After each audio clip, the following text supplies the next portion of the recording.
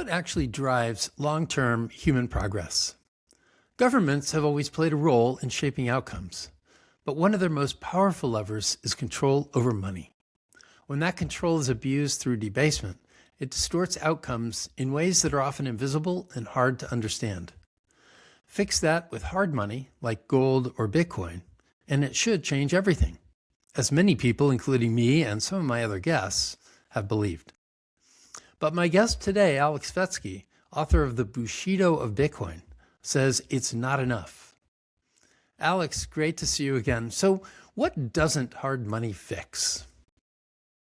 Human nature, I think, if I had to summarize. I think fundamentally, I was actually on just a little podcast right now with the boys from Simply Bitcoin. The thinking, it's interesting, it's come around in the whole Bitcoin space now that some people you just can't save. Bitcoin, if anything, is more of a magnifier than it is a fixer. I've met many people who found Bitcoin early on, but their nature was fundamentally flawed. They were more degenerate in their life, in their values, in their beliefs, and all this sort of stuff. And Bitcoin just gave them more to be that way with. I've also met Bitcoiners who are fantastic people. They sort of had the right ingredients early on, and Bitcoin allowed them to have more of that. And I think this is a fundamental flaw in the libertarian Austrian worldview, is that everybody is somewhat the same, right? Man is created equal, which I think as you mature in life and as you grow up, you realize that that is not the case. And you can't just have a libertarian paradise where, you have a couple of property right rules and everything's going to be okay. Power is real. The economic dimension is not the only one. You have different values, different beliefs, different upbringings, different cultures, which all clash in very different ways. Different IQs, different races, all this sort of stuff. And it's, Bitcoin doesn't fix all of that just because you sort of fix the monetary component or the economic layer. You don't magically turn everybody into people with better character. Character also needs to be worked on and fleshed out, and in particular with what I call the 20% that matter, right? The people who are always at the leading edge, who basically lead culture. Those people have a particular nature that needs to be complemented with a particular kind of nurture in order to have the reins on civilization. So anyway, that's a bit of an introduction as to what Bitcoin doesn't fix. Yeah, the idea that a Bitcoin introduces a discipline into the monetary system that attracts people with that like-mindedness of accountability, and but that isn't everyone. Correct. And you're really talking about a series of virtues, aren't you? In that culture, the culture carrying class, or the culture setting class. You studied some of the societies in the past that had that dimension, and what's your prediction on what goes forward from here, on how everything unfolds? From a societal perspective, or in what sense? Yes, the culture leaders.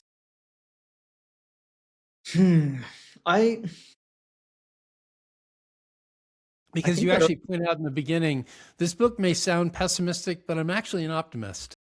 Yeah. So I'm glad you said that, because this is where I am somewhat optimistic. I think the kind of person, archetype, character that understands Bitcoin quite well is generally the kind of person who is low time preference oriented, who is dynastically oriented, who is familially oriented, who generally is the word contains, who generally embodies the kind of at least the ingredients or the proto virtues of the broader virtues that I discuss in Bushido of Bitcoin. So I think over a long enough time frame, generationally speaking, you kind of get the seeds for a new nobility to be formed with the advent of something like Bitcoin, right? Because if you really look at what kept Western civilization together over the centuries, it was the nobility, and the nobility both in the warrior class, which is really, the nobility and the warrior class go hand in hand. They were the ones who were effectively the check and balance on civilizational culture, behavior, norms, all this sort of thing. And when we killed them off, and we don't need to get into the reasons, of who and why and all that sort of stuff, but they were largely killed off starting in the French Revolution and moving forward. What you had was a gradual disentanglement, or disintegration of the example of what was virtuous, number one. So you had the sort of the collapse of that, and then you had the disintegration of the force that kept the train, the civilizational train, on the correct track. The last country to sort of lose that civilizational structure with the nobles and the warrior class and the feudal system was Japan, right? And Japan today is a bastion for politeness, good behavior, cleanliness, safety, and all this sort of stuff, irrespective of the fact that the central bank in Japan is probably one of the most egregiously one of the most egregious culprits of money printing and monetary debasement and all that sort of stuff, which is an interesting example for people to sort of ponder on. Why is that the case? It's because the sort of the soul of Japan still beats in there, because it was the last one to be disintermediated, about 150, 200 years later after Europe. So anyway, it's so where does this go? Where does this go? I think we plant the seeds for a new nobility. I think the kind of families and dynasties, the kind of leaders now that think 1, 2, 5, 10, 20 generations ahead are going to have the opportunity to plant seeds, which, if I was to weave a little bit of Nietzsche in here, will be the seeds for the future Übermensch, the future supermen of the world, who will lead society and civilization through a code that is far more virtuous that leads civilization today, effectively. So that's where I'm extremely optimistic. But this is not a short-term thing. This is not even a medium-term thing. This is a multi-generational thing. Well, it sounds like actually the role of money and the discipline of Bitcoin could actually form the foundation for that. It's an accelerant, right? That's what it is. Because if the noble, virtuous families, so there's something about nobility that a lot of people don't understand, is that nobility is very rarely interested in money, right? They generally see money as beneath them. They traditionally, the nobles and the merchants didn't really get along. The aristocratic class was the people who came to power through money, and the nobility usually had a clash with the aristocratic class. It was, there's a whole sort of thing here, as the aristocrats were, jealous of the nobles because they were sort of, they sort of had blood and wealth bred into them, versus the aristocratic class were sort of the new nobility. And there's a whole line of thought around, taking out the nobility class by the aristocrats was part of the whole attempt to, destroy civilization, et cetera, et cetera. Now, how much of that is a conspiracy? How much of that is real? How much of that actually happened that way? I don't know. There's always like this tension between old money, new money, and all this kind of thing. But where I'm getting with this is, in order to have a new nobility, that nobility must have a mechanism through which to compound everything from blood to values to wealth to virtues to capital to property, to all of that sort of stuff. And it's very hard to do that without a form of money or without a form of capital that can be secured. And that's essentially what Bitcoin provides. So again, Bitcoin is necessary, but it's not enough. But without Bitcoin, I don't know if it's possible. So this is where it's like the way I described it, I think at the end of the book, is Bitcoin's like a keystone for the bridge, right? And, you know, like without the keystone, the bridge doesn't come together. But also in the absence of all the other bricks, the keystone alone is not enough. So these things have to come hand in hand. What are the characteristics of the aristocracy that, or an emerging aristocracy? Can business success be a cornerstone of it, or is that mutually exclusive? It's not exclusive. I think it's an element. This show is being brought to you by our sponsor, Trueflation. Professional investors and economists and probably any casual observers know that government inflation statistics are only an approximation of what real inflation is. Not only that, but the government has a conflict of interest because high inflation can be so damaging to the economy, the deficit, and our $36 trillion in debt. Trueflation collects over 80 million pricing data points. Most are updated daily to reveal inflation with precision for asset managers, governments, companies, and the general public. Check them out at trueflation.com. So, you know, the nobility obviously had wealth, and that wealth was amassed over centuries of doing things, whether that was conquest, whether that was something more merchant related, whether that was building, construction, you know, establishment of territory, protection, all this sort of thing. So, you know, obviously the world has evolved. We're not in the feudal era anymore. So mechanisms for developing wealth have changed. So what does that mean? Well, that means that this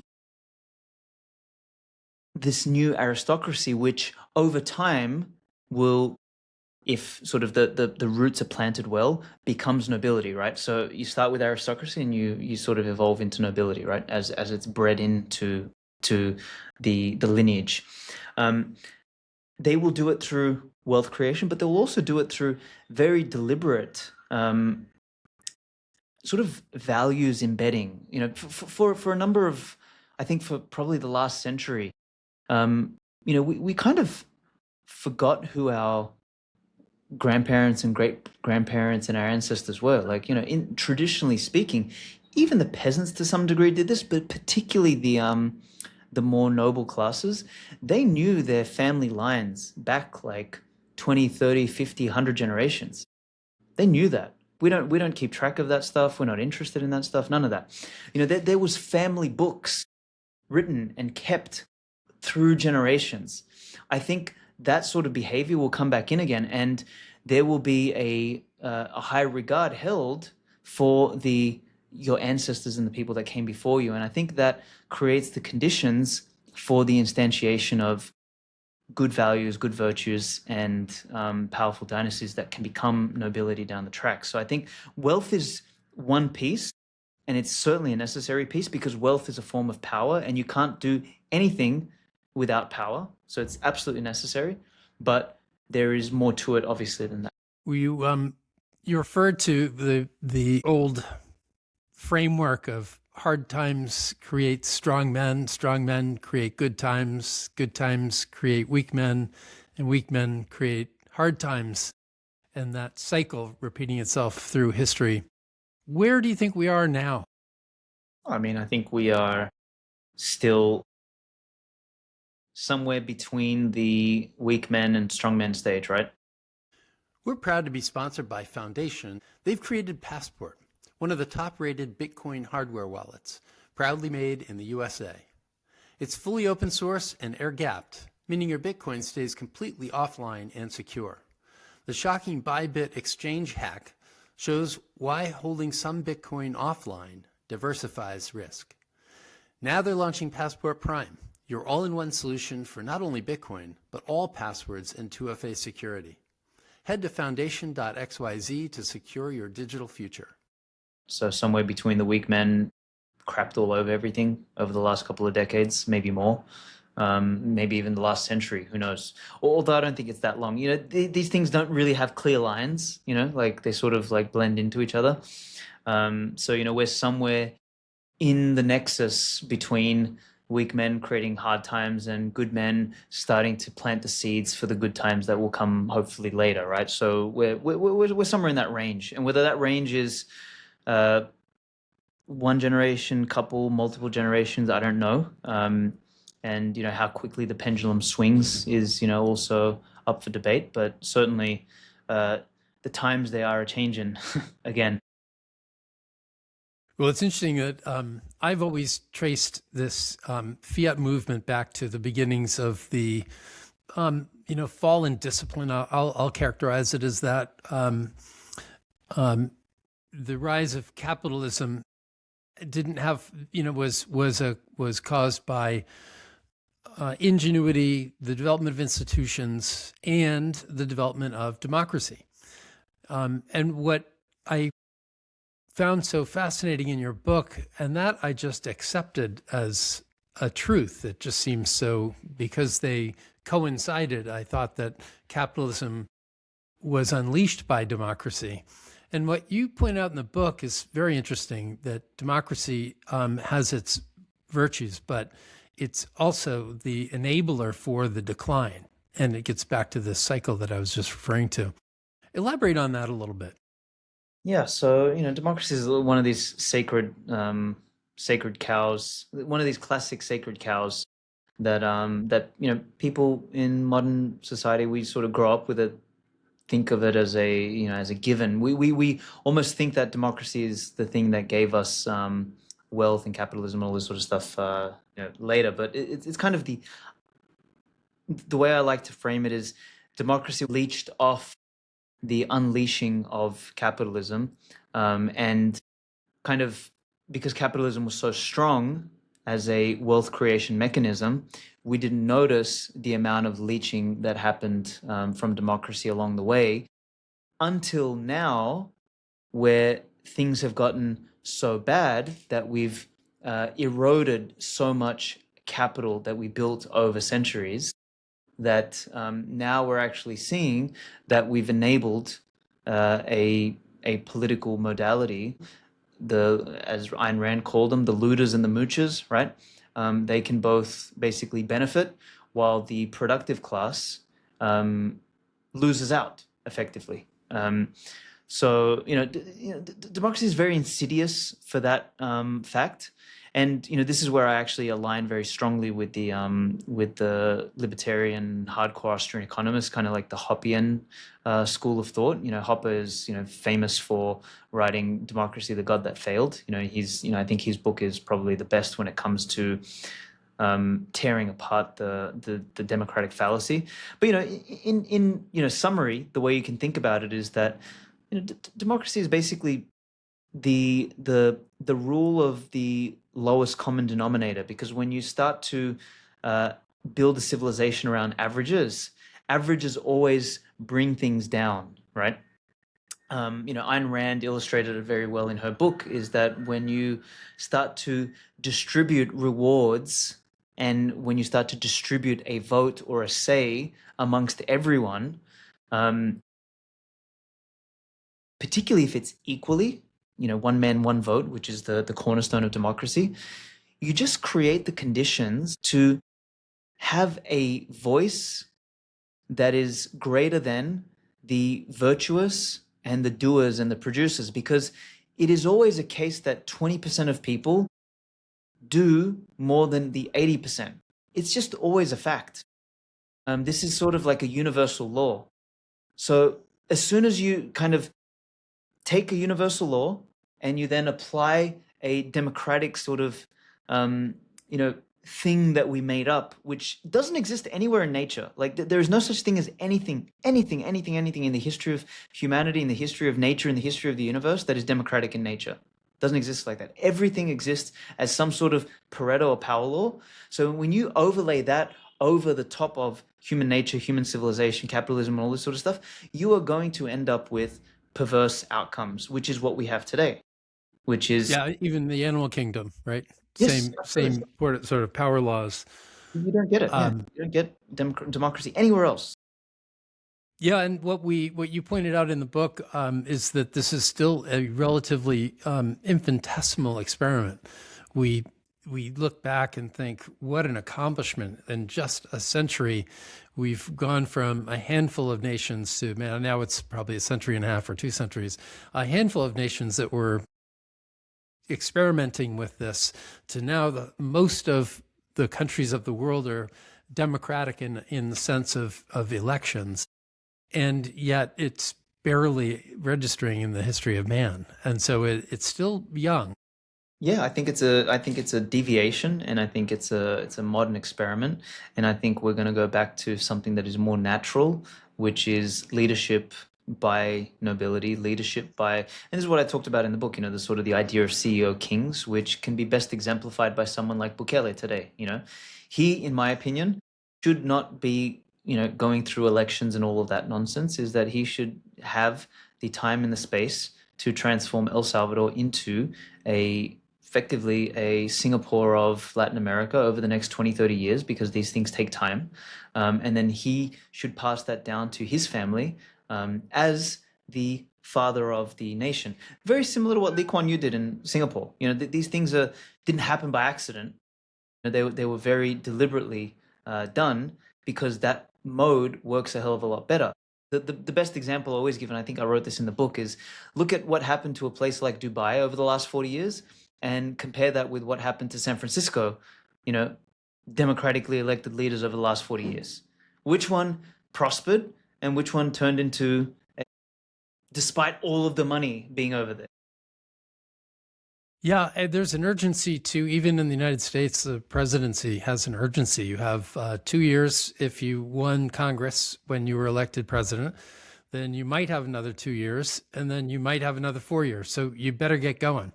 And I think this, I believe that, there's a school of thought that is moving so fast because he realizes he basically has 2 years.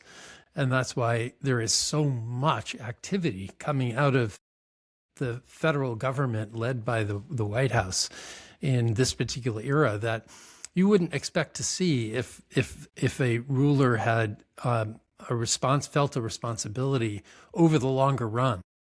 Correct. And that is ultimately not it's ultimately not great. It's not healthy for civilization to move at that pace, because people get burnt out by change, and you can risk whiplash. People sort of going from one extreme back to the other, and that's dangerous. But as you said, because of the conditions, because of the framework within which modern governance lives, he and his political party, etc., they need to move at a rapid pace in order to basically get things done. So it's not, yeah, it's not optimal.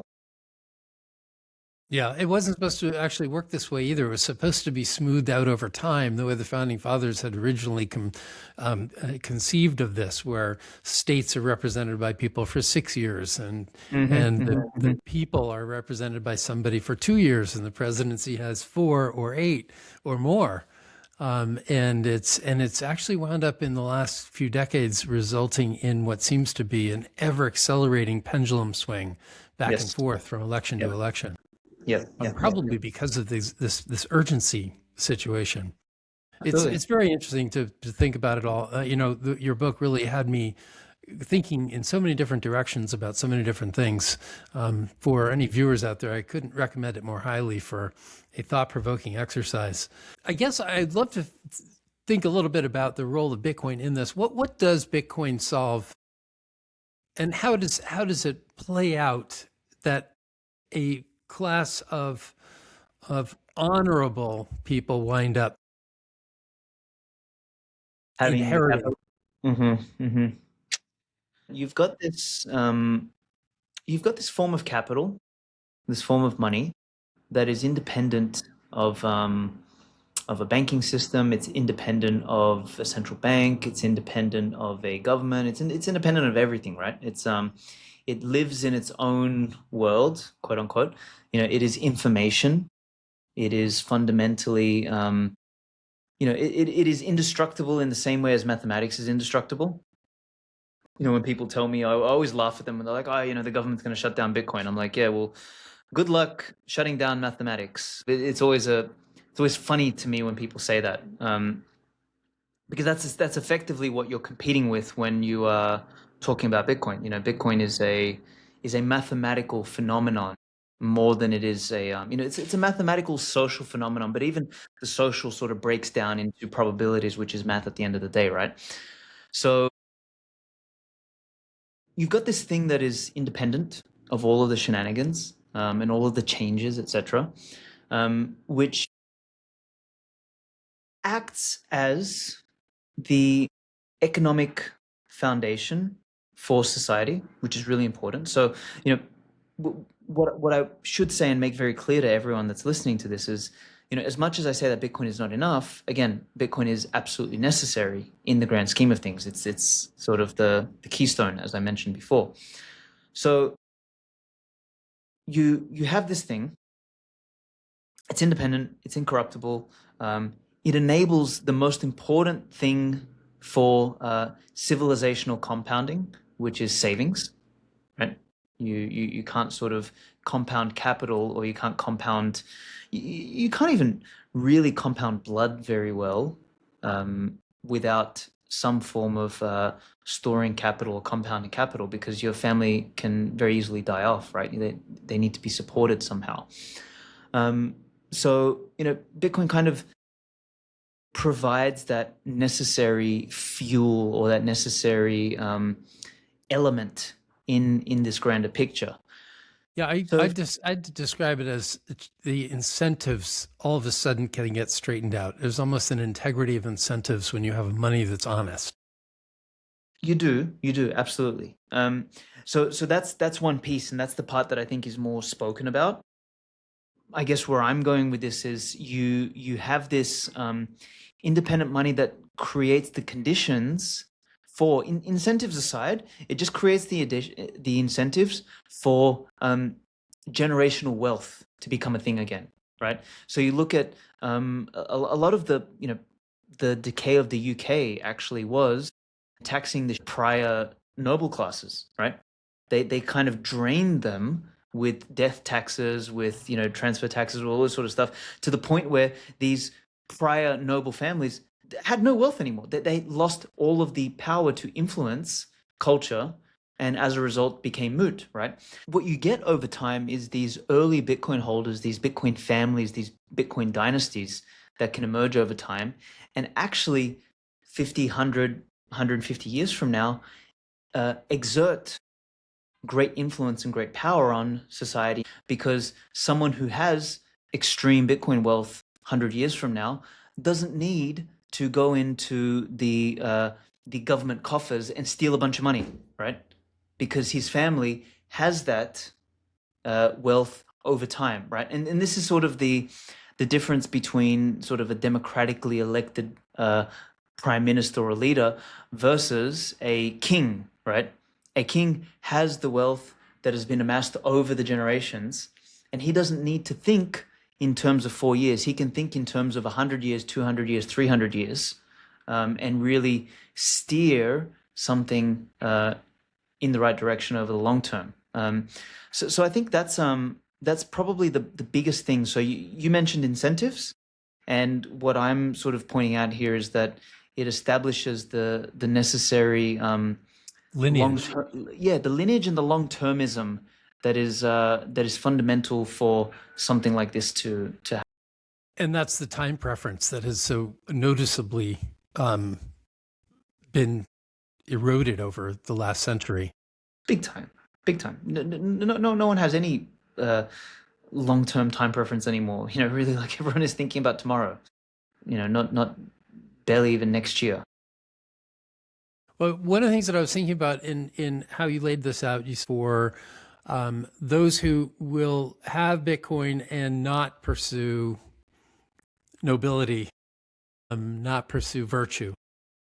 I'm wondering whether AI is something that is similar, where we now have a technology that can allow people to coast more easily, but it also can make those who are productive many times more productive. Yes, so I think there's kind of two parts to this, right? So there's part one, which is the people who have Bitcoin but don't think dynastically.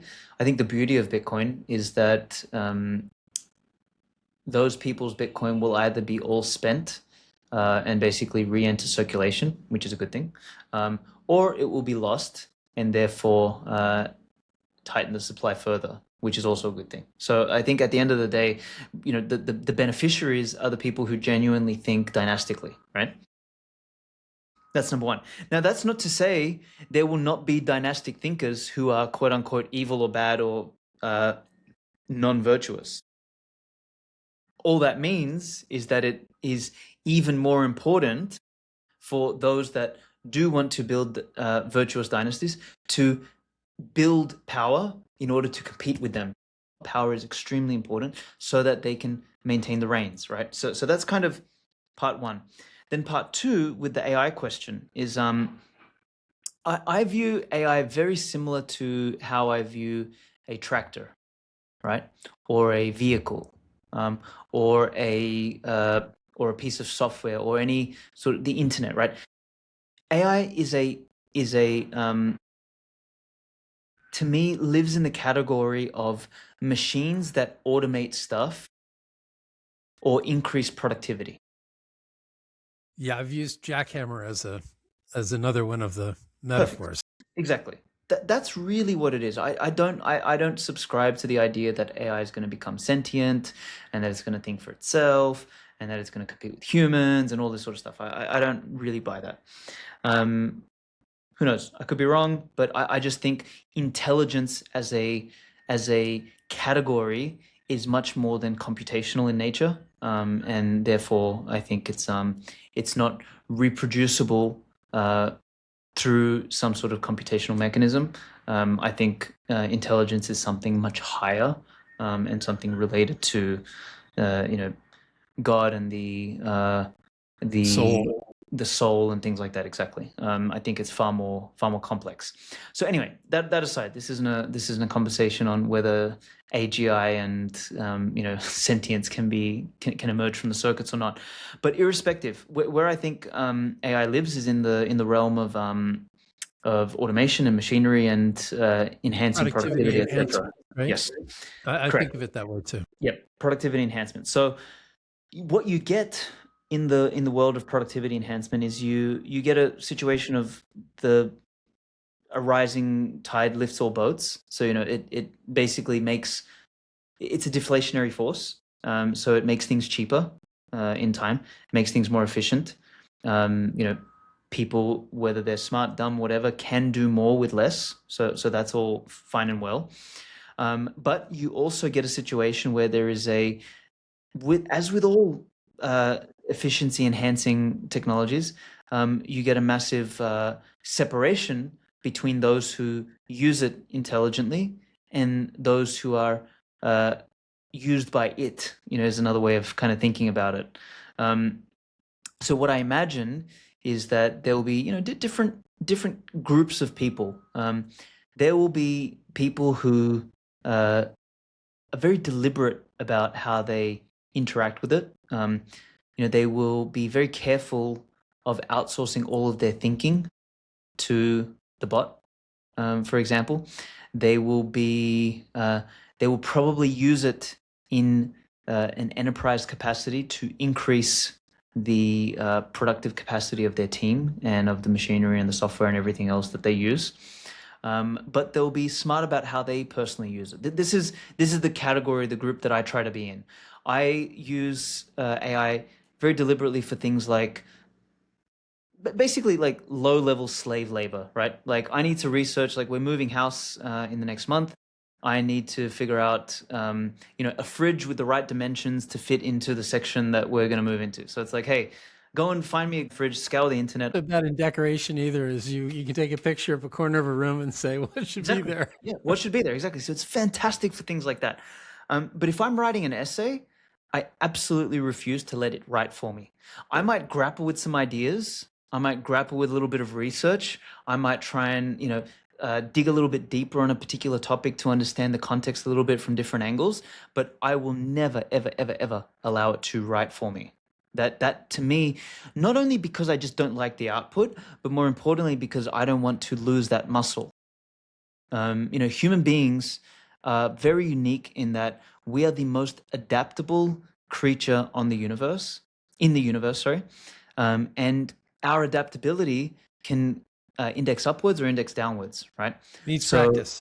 exactly. So anytime, like you can adapt to a concentration camp, or you can adapt to living in the Mar-a-Lago, right? And anything in between, right? So we sort of reset our baseline as we need to, because it's how we normalize, right? We reach a homeostasis. So if you keep outsourcing your thinking, for example, which writing is the process of clarifying your thinking, if you do that with AI all the time, you actually forget to think. I know so many young people now, or even young people, middle-aged people, normal, everyone, right, that outsource all of their thinking to ChatGPT, and I can't have a conversation with these people anymore because they can't string a sentence together. This was actually the nature of my question. It's so easy to allow AI to be a crutch in going forward that I think we're going to see a greater differentiation of those Yes. people who are disciplined and work and use it to leverage what they want to get done, and those people who use it as a crutch to not get anything done because they can have an AI do a lot of that for them. Yeah. And Yeah. that's what I was thinking is you have kind of another level of separatism going on. Yep. Yep. Totally. 100% spot on. And it's a very curious case, in my opinion. Which, I mean, I guess God has the last laugh.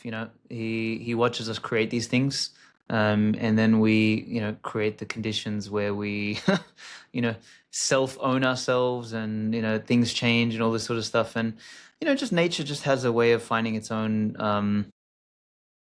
Like kind of like Bitcoin has a difficulty adjustment. Nature and existence also has a difficulty adjustment. You know what I mean? We crank something up and then we find a new homeostasis. We crank it down. And there's always a delta to be had somewhere. No different here. Well, another topic that is central to all of this is the idea of pain and suffering. And I've done a lot of thinking about what is progress, how much better off are we? Should we be optimistic about the future? Have we achieved greater prosperity as time goes on? And it's easy to look at standard of living and quantify it through dollars and starvation and plague and disease and our ability to conquer those or to at least address them.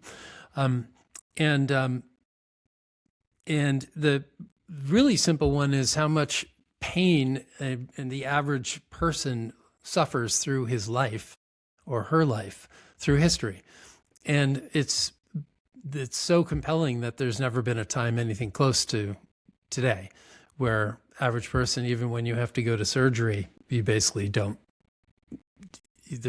They almost don't allow you to feel any pain. But certainly in the normal course of life, we've been able to eliminate great amounts of pain that normal people suffered. And you point out in the book that there is a role for pain and suffering. Yeah, man, this is a big one. I truly believe pain and suffering is part of what molds, whether it's the body, whether it's the mind, whether it's the soul. It is part of maturing. I think what we do with children, for example, is we try to shield them from pain and things like that. And even if you just think about their process of maturing is experiencing pain, right? They don't learn until they burn themselves, until they fall over, until all this sort of stuff happens, right? So if you eliminate pain altogether, you haven't really progressed. What you've done is you've kind of created an artificial environment for not maturing anymore, or for not growing up, or not really evolving as a sentient being. And you basically create a daycare, which is which is what a lot of the modern world looks like these days. You know, you got these. If you really think back, like look at what the founding fathers were. They were 20-year-olds, right? Mid-20s, and they led a revolution, against the strongest monarch in the world, right? These days, what do you got 20-year-olds doing? Sitting in a basement scrolling on Twitter, right? Like, so, adolescence as a concept is very, very modern, right? We didn't have adolescence before. You were a child, you had your rite of passage, and you became an adult, and you had responsibilities, and you did stuff, and you And went it's through compressed. pain. Exactly, it was compressed. You went through pain along the way. Pain was the thing that transformed you. It's a transformative. It's a catalyst for transformation. That's really what pain is. So when you eliminate that, it's no wonder you have these extended adolescence now that last 5, 10, 15, 20, 30 years, right? Where people don't grow up.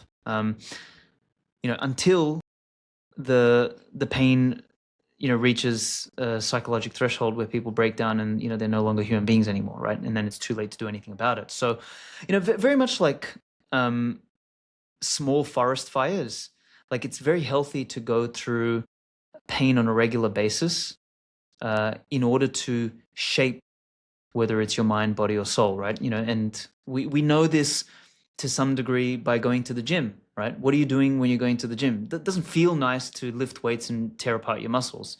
But when you do so, you build muscle, like, you strengthen your bones, etc. So we understand that to some degree, with respect to the body, but we seem to ignore it with respect to the soul or the mind or the emotions and all these other things. We try and like create these cushions, and we basically make ourselves fat and weak in the process.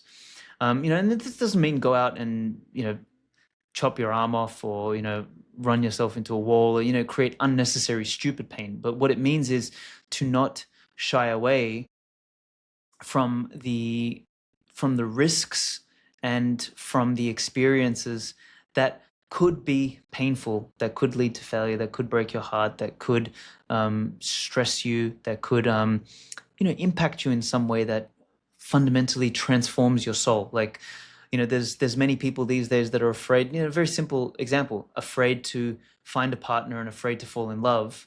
Because I'm going to get divorced and something's going to happen and you can't trust men, women, you can't trust men, and all this sort of stuff, right? You are far better finding that partner and going through the pain of that failing than to not do it at all, right? And God intelligently set things up this way for a reason, and trying to eliminate all of that, by swiping continuously on Tinder so that you don't have to go through the pain of, approaching someone in person is not a very good idea, as it's come to be realized. Yes, I believe pain will accelerate your learning. You touch the stove, and you don't need 5 people to protect you from touching the stove again. In many ways, where it extends the time of learning and the amount of learning. If you are completely inoculating yourself from any form of pain, and pain can be, this idea of suffering it goes well beyond just physical pain. It's all sorts of adverse situations that people should go through to learn how to handle them. And the more you go through them, the more you should be able to handle them. And I would imagine that over time that has been proven out. Okay. Yep. Totally agree. Totally agree. Yeah, so I'm a little worried that AI may wind up amplifying this idea of weakness and virtue, much the way you pointed out that that Bitcoin can as well. You said earlier that Bitcoin can it Accentuates both sides. Exactly. Yes. Exactly. Yeah, And so I think of AI as pretty similar, that you're going to be accelerating. We're entering a period where you're going to be accelerating this difference between haves and have nots. It's a democratization because those who have drive will probably be able to amplify their impact. And you don't necessarily need intellect anymore. You just need drive and motivation. And I think that'll be a big differentiator when you tack AI onto that. Yeah, I think the you've needed drive and motivation since the beginning of time, honestly. There's a reason Great why point. there was Alexander the Great and everybody else, right? So I think that's the constant, right? That's the universal divine constant, is that the people who have the drive, have the ambition, have the will to power, right? This is why I love Nietzsche's work, because he recognized this. This is what the Austrians, I don't believe, recognize, like they, always talk about, oh, Mises laughed at Nietzsche and stuff like that. But in the end, Nietzsche was the one that was right, not Mises. They were both right to some degree, but Nietzsche was more right on the whole than someone like Mises was, is because, fundamentally, there are winners and losers, and the winners are the ones who can channel a greater degree of power, and who can align their different drives towards a more consistent or coherent will to power, right? So that's what has mattered all throughout history. That is what matters today. The only thing that's changed is the technological sophistication and the environment in which we do it. And maybe, just maybe, because of that environment and that technological sophistication, the difference between Alexander and one of his soldiers might have been closer than what might be the future leader of the world versus the general person, right? The magnitude of difference might be greater because the inherent power of the technology and the environment that we exist in. But the difference in spirit will be the same. The ability to build will be significantly different as well. And I'm thinking about building individually rather than in aggregate. But again, I think that I think we've got so many tools that have been developed over the last couple of centuries with capitalism, and then you layer on AI, and you really are seeing a separation in the ability of motivated people to get things done versus unmotivated people. Yeah. I just think it's a magnitude thing. That's all. I think the separation has and always will exist. That's the human condition. How's your second book coming to follow up on? I I I intended to do that one last year. To be honest, I haven't even touched it. My life priorities have shifted to such a degree that Yes, and now you've got baby and the new business and some of the other things I'm working on here locally. So I've got too many other things. And you know what? I've also, I wanted to take a break from writing a little bit. I felt like not an imposter, but I kind of felt like there was a almost, I don't know, maybe it's the purist in me. There was a time when writing happened before AI, and I was so glad that I published that book kind of before AI really became a thing, because it was like that's sort of my stamp of approval. It's like, yes, I did this before ChatGPT, right? So one of the last great I books have actually the written the by general man. draft of the next book. It's there, but I don't know if I even want to write it anymore because of that. So I don't know. I'm in two minds here. Yeah, writing is I've never done it until recently, and it's an amazingly difficult thing to do. It's a really good discipline. What are you actually trying to say? And I've never had to really work at it. And there's a lot of gratification, but it's hard. It's hard. And it can be lonely. It's like, this Yeah, is not I good. still I can't yeah I put this still out. I still write for myself personally. Honestly, I don't. That's good. I yeah, I write for myself personally. I don't publish as much anymore. I'm kind of like in an era of life where I'm a little bit more private. I don't really care to share my thoughts too much with the world anymore. I wanted to have this conversation more because I enjoy conversations with good people, and exploring and dissecting ideas, and less because, oh, I'm going to be on another podcast. But who Mhm. knows? Maybe in the next couple of years, once I accomplish some of the current projects that I'm working on, maybe I'll have that sort of reignition of fire to want to write in a public capacity again, and maybe release something, and come back full circle, because it, it was annoying. Like I had so much more that I wanted to pack into Bushido of Bitcoin. And like I sort of said at the end, I was like, look, this book could have ended up 700-800 pages. So I was like, let me just take this stuff out. And there's enough there probably for a second book. And I could probably, if I really sat down, I could probably nail it in a month.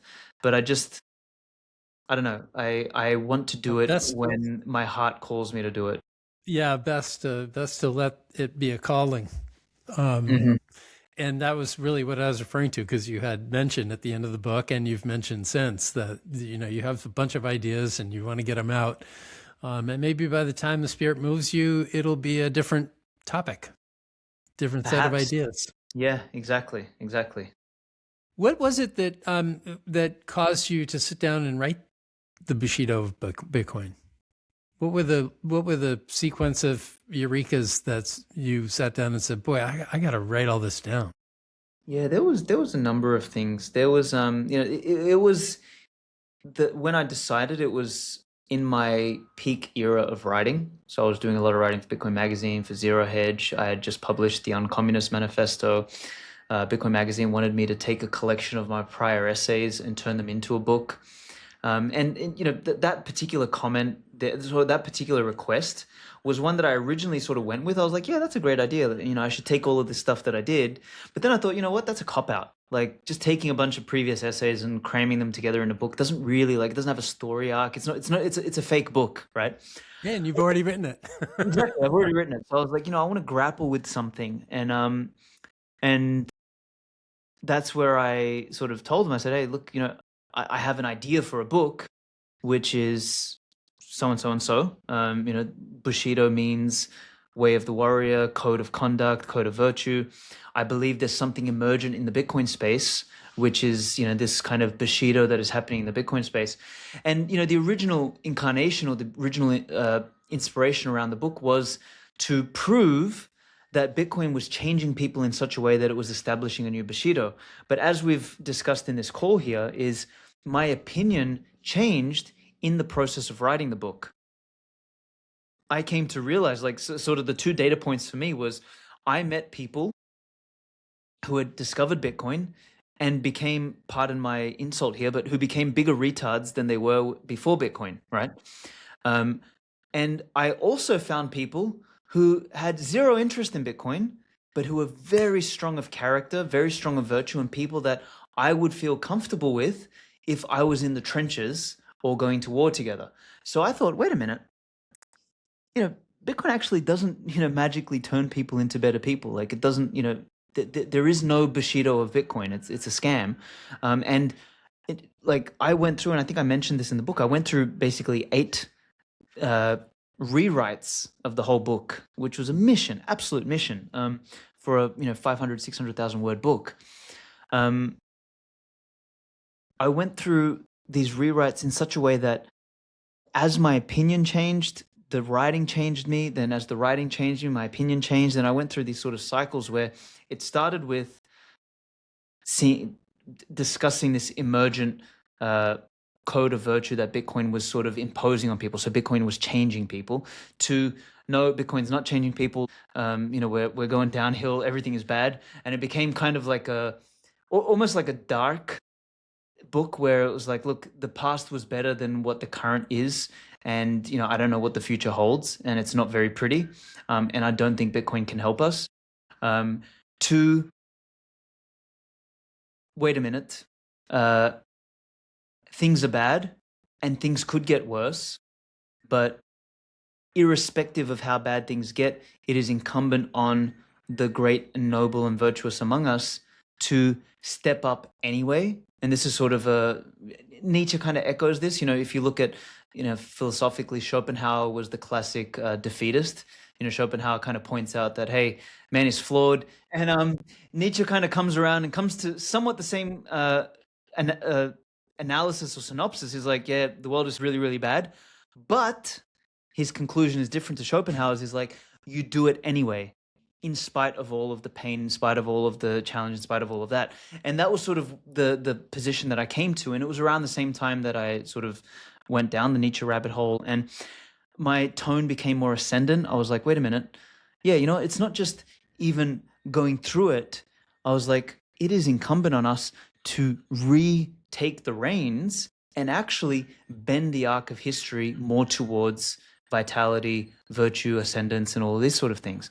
So then I asked a different question. I said, okay, who were the great civilizations of the past that built ascendant civilizations, something that the citizenry and the people were proud of, and something that we still talk about today?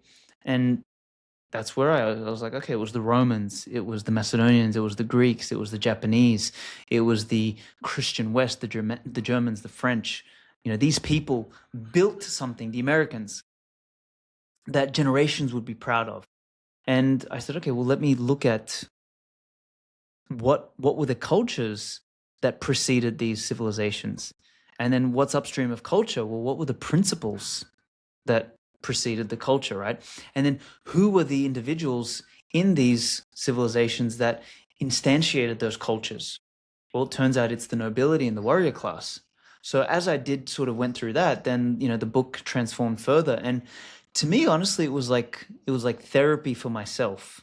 I had gone through a period where I had a big dispute with the Australian government around my business, and I didn't want to build a monitoring software to track people and all this sort of stuff. And I lost a lot of money in the process of like standing up for my principles. And then I kind of asked the question of like, why did I do all of this? So to me, like, it carried me through a very transformative period, and it was very insightful, maturing, cathartic for me to go through this process. So to basically, to answer your question, it was I wrote it for me. I wrote it, sort of the original kernel was to take a stab at finding or proving a point. But then when that point failed to materialize very early on, right, Bitcoin fixes you, then it became a very different exploration into why is that not the case, and what about me, and how do I see life, and is it all then we're going to an end, or is there something else? And I came out the other end basically a different person with a different energy, with a different vigor and vitality for life. And that's kind of what I tell people. It's like, this book is something that'll like really, like, it'll challenge you, it'll piss you off at times, it'll make you question existence and reality and everything we've believed, but in the end it'll like fire you up like crazy, and make you want to go and conquer the world. Like, that was the point of the book, and that's what it did for me. That's right. And it makes you think about things that you didn't think about, just as you said, challenging firmly held beliefs. There's huge value in that. It also read with a deliberate cohesiveness that that I am surprised to hear that it was an evolutionary process for you, because the book flows. The argument is well laid out, and it doesn't look like you were having to challenge and then, whoop, oh, I got to go back. That's not the right way to go. I'm telling you, I rewrote it 8 times. That's why. Like, people don't understand. Like, I spent 10,000 hours just on writing this book. Like, it was insane. I rewrote, and then I would go back and I was like, this doesn't go anymore. It doesn't fit, because what I've set out here doesn't map with that anymore. So like, to try get that cohesiveness, like, and without ChatGPT, I'm proud of the fact that I did it back then, because I don't know, like, it was a gargantuan undertaking to make sure that it all fit together as well in the end. And I probably could have gone another year messing around with it and tightening it up and making it more cohesive and everything like that. But part of me just wanted to release it because ChatGPT had come out, and I was like, you know what, I don't want people to ever think that I wrote this with ChatGPT. So I was like, fuck it, let's go. Well, you obviously don't have a problem that I have, which is the anguish of throwing away something that I already toiled over and wrote. That is like the most painful thing. How can I take those 8 hours and throw them in the garbage because they don't make sense anymore? And when you're writing, you just have to get used to that, because it happens so much. Yeah, believe Well, me. when you write like I do, it does. No. Believe me, I went through so much anguish. My editor, John Carter, who's like a brilliant thinker. He kept pushing me on this. He's like, dude, you have to pick. Do you want to keep it, coherent and consistent? And I was like, all right, I'm going back. I'm fixing it up. Like the pain I went through, man, I'm telling you, it was, 530,000 words is what it ended up being. But I'm sure I wrote 4 million words in writing the book. Yeah. Yeah. I mean, and you had to throw entire chapters, right? I mean, you had gone way down and then realized, wait, this doesn't work. I'm changing my mind. Yep. Yep. Yep. Unbelievable. It was also very evident in how much research you did, unless you already spoke all those languages. Did you speak Japanese going into this, or did you learn all the words? No. That was definitely research. That was definitely learning along the way. Where I was lucky was a lot of the historical context I had learned over the years, right? So a lot of that stuff, like the stories of Alexander and the Romans and this and that, like I had already kind of had that background. So luckily, like it wasn't it wasn't from scratch. I didn't start from scratch, which is, obvious. Like if someone wrote that book from scratch, it would have been a lot. Like that had to be synthesized over, 2 decades of kind of being interested in these topics. Well, having just begun to learn how to write a little bit, knowing a story and writing about it are really two different things, because you got to go double check all the facts and you got to double check your memory, and you got to, it's not like, oh, I already know this, so I'll just write it down. It was very obvious that you dug up a lot of details. Yeah, I had to. Do you know what's funny though? I actually prefer to write just off memory. But again, thankfully, this is why you get a good editor. He pushed me. He was like, "Are you sure about that one?" And I'm like, "Yeah, that's how I remember it." And he's like, "Go back and check it." I was like, actually, no, it wasn't that way. I gotta fix it." So, yeah, it's definitely writing a book is very different to writing an essay or an article or a opinion piece. Like it requires an extra layer of diligence. A longer bibliography. Much more. Um, well, Aleks, this has been so much fun. It's so great to get together with you again. And yeah, take your time on the next book. I'll be buying one of the first copies of it, but I can wait. Absolutely, my friend. I will. I look forward to ruffling some more feathers. I need to find some. I think this book was early in the zeitgeist for sort of like I think a lot of the ideas that I pushed there were at the time very controversial, but I think they are sort of inside or at least somewhat more inside the Overton window now, 3 years on or whatever it is.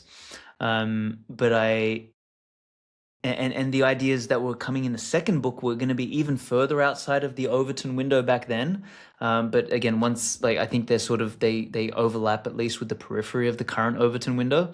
So I guess maybe part of just my nature is the kind of person that wants to be contrarian, kind of right outside of the Overton window. So maybe my calling will come at a time when the pendulum swings a little bit away again, or I find something else to be controversial about. So we will see. But the next book was going to be called The Metaphysics of War and Beauty. So who knows whether it's going to be called that again? We will find out. But yeah, man, Bob, thank you for having me on and for this great conversation. Thanks so much. If people want to be challenged and wrestle with some ideas, by all means, go and check out the book. It's on Amazon. It's one of those books that I remember I actually went to a meeting that Jeff Bezos was hosting early in probably 3 to 6 months after Amazon went public.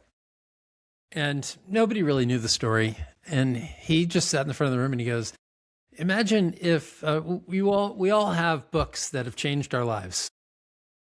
Usually it's about 5. What if I could get you one more book that could change your life? And your book is one of those books that you read and it is a completely different experience than what most books are, because it is constantly challenging ideas. I loved in the beginning when you said, this isn't a book about Bitcoin, because I'm not going to explain Bitcoin, but it's all about where does it take us? What lies ahead? What does it mean? And so I congratulate you on it. I thought it was a terrific book. Bob, thank you, and that really means a lot. I really appreciate that, man. It's yeah, for it to sit in that category for you means a lot. Thank you. Aleks, take care. Thank you, Bob. I believe the next generation can live better than any before it, but only if we stay curious, keep learning, and refuse to accept decline as inevitable. If that message resonates with you, please hit subscribe and share this video with someone who's curious as well. And if you'd like to go deeper, you'll find essays and research on my Substack. The link is below. Until next time, keep exploring.